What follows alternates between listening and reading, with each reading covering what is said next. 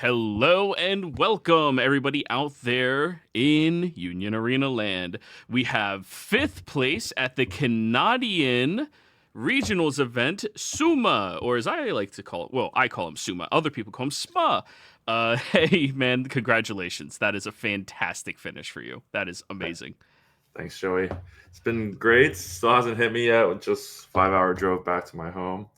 Got straight back to work, but super excited. Fifth place is a great placing in my heart.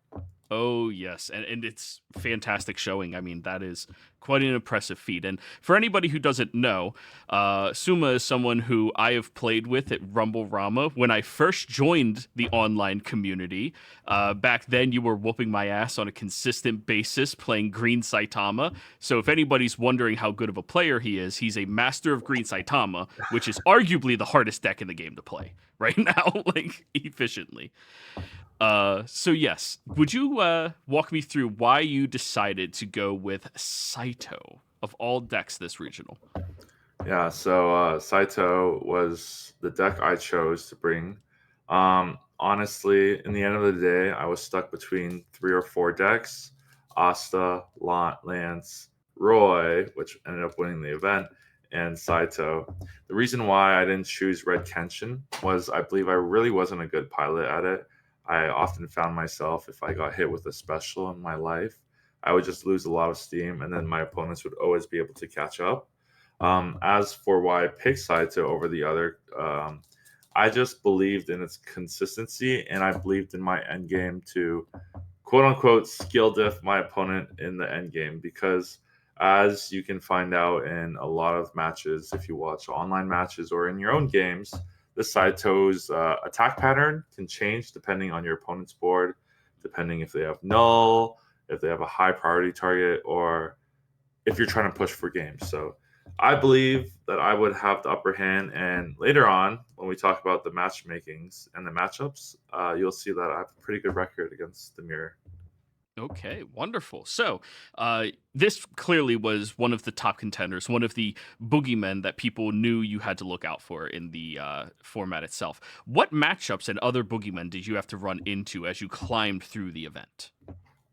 So honestly, it was just like I said, I went through one Roy Mustang first round, and then Purple Saito, Yellow Saitama, Red Mm, Kenshin, and that was my first loss. And then fifth, sixth, and eighth round, I went through another group of Purple Kenshin Saitos, and then seventh round was a Red Kenshin. So honestly, Purple Kenshin was a generic favorite within the crowd of Canada because I believe we in Canada believe that Red Kenshin was not that strong. But once the top 16 list gets released, you'll see that Red Kenshin was pretty prevalent at winning games, despite what we thought about Red Kenshin. mm. Yes, and I mean that is quite a lineup of decks that you had to go against. Can you walk me through some of the intricacies of these more matchups, at least one apiece? The Roy Mustang matchup, like how did that go for you? How did it flow? Yeah, so Roy, it's again, a lot of these games are decided on how the life helps the gameplay. Because in the end of the day, we all know the lines of, hey, on turn three, if they have the five in the back, you can expect a Roy to come out with a Riza, and then that will take out at least two of your characters plus two more damage to your life. So what I did was I ended up getting a lot of the push Hajime's to move up my smaller characters to inflict early damage on him, and that way he wouldn't be able to pressure my life as much as that. And then once he was forced to do the roid raids onto my smaller units, so for example, like my four cost Kenshin, or like this one is a great aggressive tool because what this card can do is it can bring out the three cost Hajime, and then they'll push up a 15, leading to an extra attacker, right? So they're forced to use their Roy effects and Rizzo effects onto this Kenshin, and then that leaves me the opportunity to build up my energy line and then bring out the six. The six will then take care of one Roy, and then by then hopefully you can manipulate your deck enough to get a special to clear if he wants to have the double threat of a Louis or a Rizza, get the special to handle the other. So Hmm. overall, his life was pretty clean, and mine was mediocre as well. So we got to the end of that game as a little weenie rush. But besides that, a lot of the mirrors came down to um, who got to see their color triggers, who got to have more swings in. And one of the biggest factors in the mirror matchup is this two cost Saito, right? So this is the only card I altered out in the deck because I really did not want to spend too much on this deck. But in the end of the day, like this card is the only card that I guess to cheat out. Well, there's also the blue Miyaso, but you could cheat it out on turn one. So I need to know in my opening hand, wow, I could bring this out. I could play on my first turn. So that's why I chose to alt that one out. But it's whoever can use that 2/5's ability to the best of its, chance. So those are just two matchups I want to talk about: Roy and then the mirror. Red Kenshin, man, that's just how good your life is. If your life is good and you can counter out, then it's good. If your whole front line is empty the whole way through the game, you lose, which is how it goes sometimes. So, one thing I would like to touch on for the matchups is your one loss. It is something we have to go over because it is very important as to why you weren't first place. Um, so, can you go over your matchup, that one loss that you took? Can you walk us through, like, how did it look? What was the deck you were playing against? All of that. Yeah. So honestly, that really nice guy. His name is Rudy. Came from New York. Shout out Rudy, giving me my one loss. But we rolled the dice, and as Saito, we are. A lot of people will suggest it's a high cost deck. It's supposed to be more build up, but I believe it's actually a weenie rush deck. Mhm. So he took first for me, which means that I won't be able to aggro him as much. So as going second, there's this Kenshin that a lot of people look over, and only in this deck have I really found its true potential. This two drop when active Kenshin. Isn't that crazy? This card I It's an never put in insane my. card in your deck. I know, because if you go first, you could curve this out on turn three and get three or one 4K and two 15 push damage. It's crazy, but so yeah, it really like slowed down my play going second because I wouldn't be able to activate that two drop, and then I was forced to AP draw, right. So he got a free raid, free double attack raid, and then he swung in and hit me twice. So I'm like, okay, active, draw, average, right? So then I would go to my, swing turn. I'll do my own raid. I specialed him, and then I pushed up a character. So now I have two in the front. He has 0. I swing twice into his life. Special. He didn't get greedy, by the way. He specialed my rested 4K, and then I swung with my 2K. Special. And he specialed my 2K. So it Oh, was, yeah. I mean, it was bound to happen. yep. So the game continues. I'm like, all right, like I have 4 energy in the back. It's not doomed, but he keeps going. The thing about Red Kenshin is if you don't have your finals and your extenders, he just plays one double attacker at a time, two at a time from my. It's like Lancelot, but on a 4 cost budget. Um, Yeah, yeah, it is. my life was clean. My life was clean. Final blank draw. I was like, oh man, this is how it's gonna end. This is my run. And then, yeah, I tried my best, but in the end, he found all 4 of his specials, red color in his life, and I'm just like, lunch break. I'm never eating lunch at lunch break ever again because this happens to me too often. Right after lunch break, you took the L. That's Yeah, oh yeah, nah. Everybody has superstitions like that. For me, it's I'll never play with somebody else's dice. I have to use my own dice, or I'm gonna lose. I can't. that's what I was saying. I won the first dice roll. I kept that dice the whole day, and Yeah, it's gonna be my tournament dice from now on. yeah. And if you lose with that die, you put it in jail or you light it on fire. That's it. Yes, sir. Yes, That's sir. you gotta teach it a lesson. Teach the other dice a lesson. Anyways, so sounds like you had one hell of a grind going through all of this. What was your anticipation for the meta to look like up there after seeing what had happened in LA? So yeah, I kind of looked at LA as, man, that like it was very new, right? A lot of people did not know how to play against Kenshin, so I took it with a grain of salt. I was like, hey, maybe this is like a new toy syndrome. Maybe this is a tier 0 deck. But after doing a lot of like testing with my friends we all noticed that Red Kenshin will run out of steam if you just straight up special remove every turn. And if they can't do a four turn push, like with at least 4 to 5 swings, it's not that scary of a deck. I mean, of course, the highest of high rolls, Kenshin will run you over. So There's nothing you can do there's about nothing you can do about that, right? So going in, there was a consensus that Roy was, the top contender. But knowing me, I kept on getting stuck at 2 energy with Roy. I was like, God dang, why can't I get to my like 3 energy? So Saito was just always there, where like the consistency was that much better.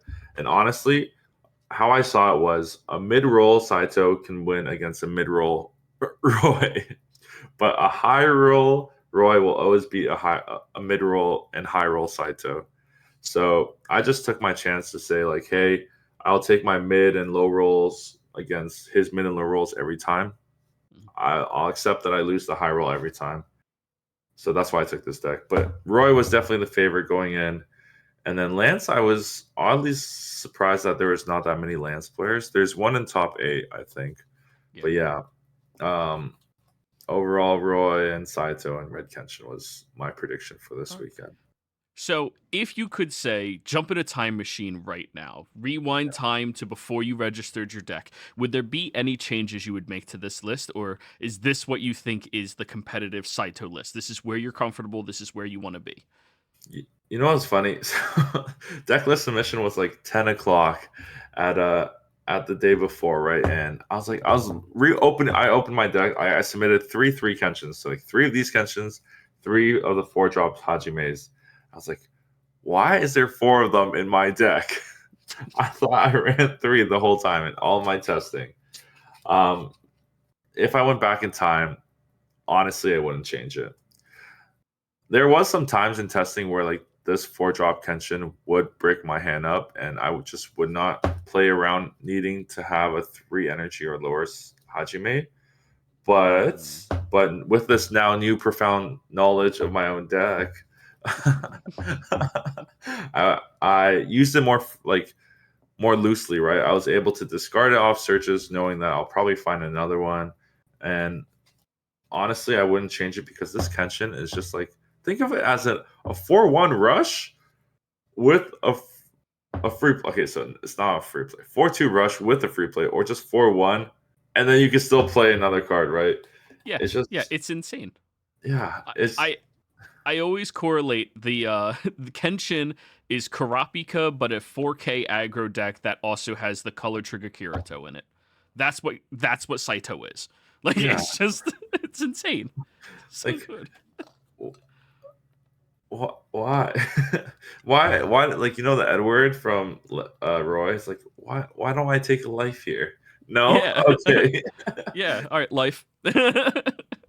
Oh, Yeah, what do you mean I could push a character up? I'm not playing Blue Sao. What the?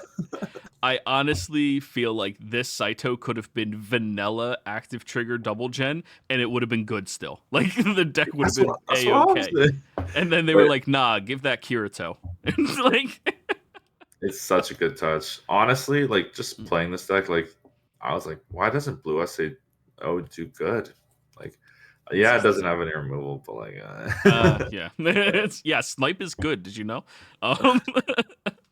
So, with all of that being said, do you plan on going to any other regional events in the near future, or are you coasting off this one W and going to Natties and you're going to have a good time in Vegas?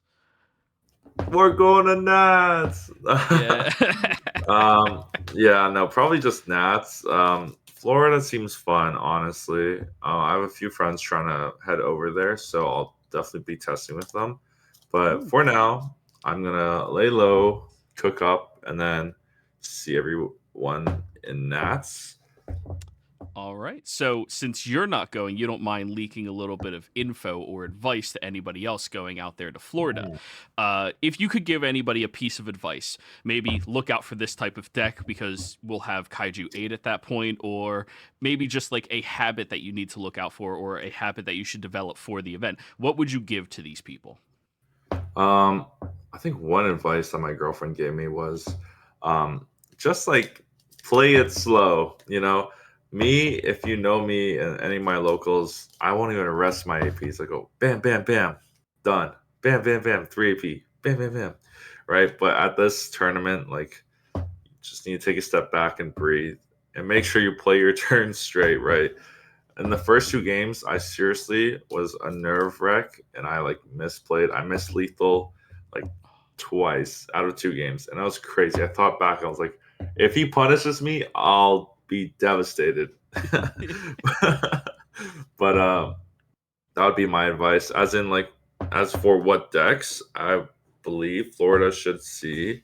Everyone is hyping, the Mina deck from Kaiju, so it's worth looking and reading the cards to see what you should do against it.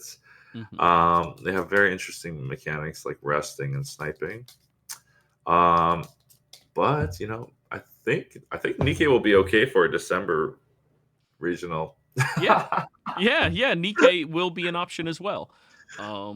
So play Nikkei, guys. Yeah. Okay, we're not doing all that. So, but anyways, thank you so very much for taking the time to do this. Do you have a local community you want to shout out, or an LGS, or content creation? Anything? Yeah, no. Shout out to the people I practice with. So the Mississauga crew, um, Jess, Huey, they all help me with the Kenshin mirror a lot. And then LGS is, game three, Red Riots, all of them were really good practice and honestly excited to see everyone else in Vegas. If not, thanks for listening and thank you, Joey, for having my first interview. Yes, Yippee! of course, man. And thank you so much for doing this. I'm so happy I got to do this for you finally. But yes, everyone, don't forget to like, comment, and subscribe. We'll see you in the next one. Goodbye.